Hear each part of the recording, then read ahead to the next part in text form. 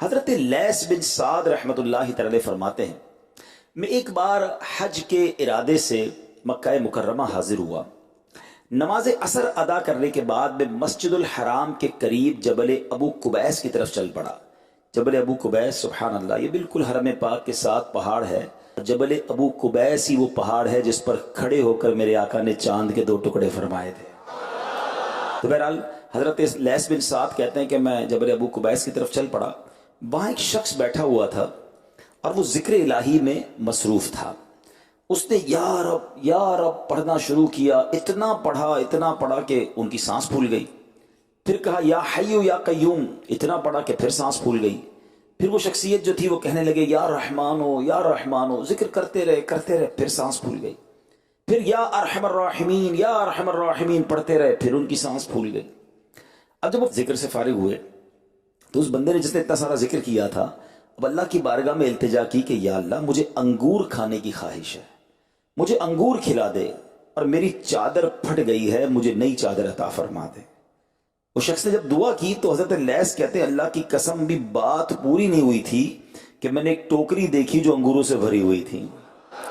حالانکہ ان دنوں انگوروں کا سیزن بھی نہیں تھا اور 2 چادریں بھی اس ٹوکری میں موجود ہیں. ابھی دعا کی ہے اور ابھی دعا کا ثمرہ, دعا کی قبولیت سامنے. حضرت لیث کہتے ہیں میں حیران ہو گیا. تو وہ جو شخص تھے وہ انہوں نے انگور کھانا شروع کیا.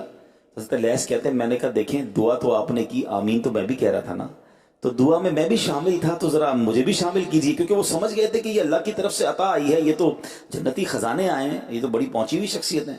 کہ حضرت دعا آپ نے کی, ٹھیک ہے انگور آ گئے, آمین تو میں بھی کہہ رہا تھا, مجھے بھی شامل کریں. تو حضرت بڑے سخی تھے, کہا ٹھیک ہے آپ بھی کھائیے لیکن دیکھیں بچا کر نہیں رکھنا ہے. تو کہتے ہیں جب میں نے انگور کھائے تو بیج ہی نہیں تھا اس کے اندر, اور ایسا ٹیسٹ تھا, ایسی لذت تھی کہ اس سے پہلے ایسی لذت کبھی نہیں دیکھی تھی. تو کہتے ہیں میں جی بھر کر انگور کھائے, مگر ٹوکری ویسے کی ویسی بھری ہوئی ہے, ٹوکری میں سے انگور کم نہیں ہو رہے. تو آپ کہتے ہیں کہ چادر 2 ہیں, بزرگ اللہ والے تھے, سخی تھے, کہ 2 چادروں میں سے کوئی ایک چادر بھی پسند کر دو. تو میں نے کہا مجھے چادر کی تو ضرورت نہیں ہے. پھر وہ کہنے لگے تم تھوڑی دیر چھپ جاؤ تو میں چادر کپڑے چینج کر لوں.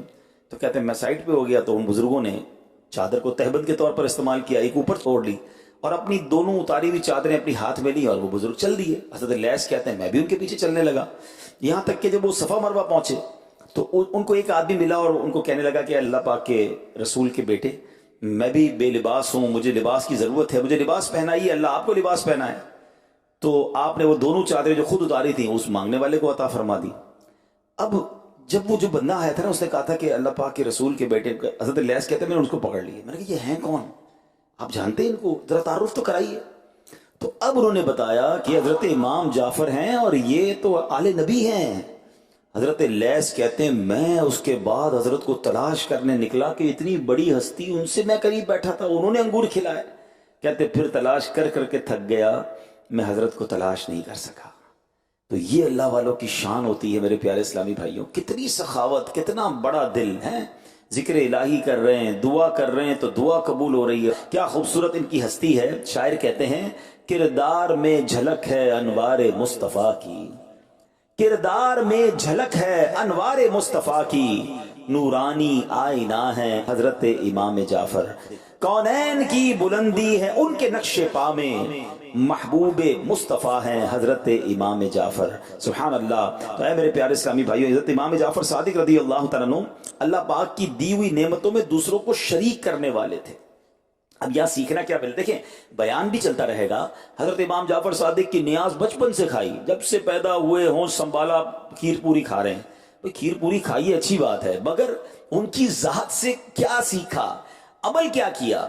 اب آپ سوچئے کہ ایک ایسی شخصیت جس کے پاس کچھ کھانے کو نہیں ہے اور اس کو کھانے کو ملے, اور وہ ملنے کے بعد اس میں بھی دوسروں کو شریک کرے, کیا خوبصورت سخاوت ہے. ہمارے فریج بھرے ہوئے ہیں, ہماری کبڈز بھری ہوئی ہوں, ہمارے پاس بہت ساری چیزیں, پھر بھی دینے کو جی نہیں چاہتا. اچھا ہم کب دیتے ہیں, جب ہمارے کام کا نہیں ہوتا.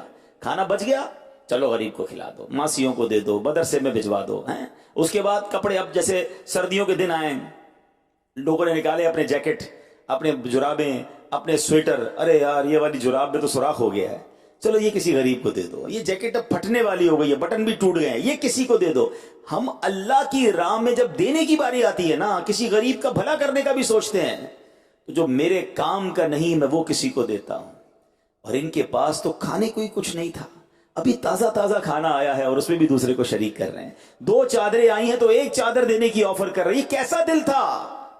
اور مزہ بھی اسی میں پیارے اسلامی بھائیوں۔